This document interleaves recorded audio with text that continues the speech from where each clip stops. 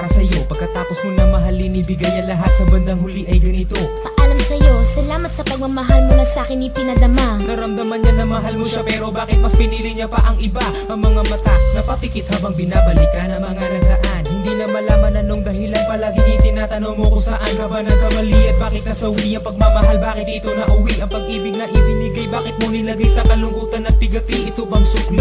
Pagluhang di maikubli, kapalit ng aking katapatan at tila parusa, aking pagdurusa. Ano ang mali at ako'y nilapatan? Marahil ay doon na ikaw ang para sa akin at ako'y hindi para sa'yo. Kung nalalaman ko ang dapat na mahal, hindi sana ganito ang natamo. Kung hindi ako ang nararapat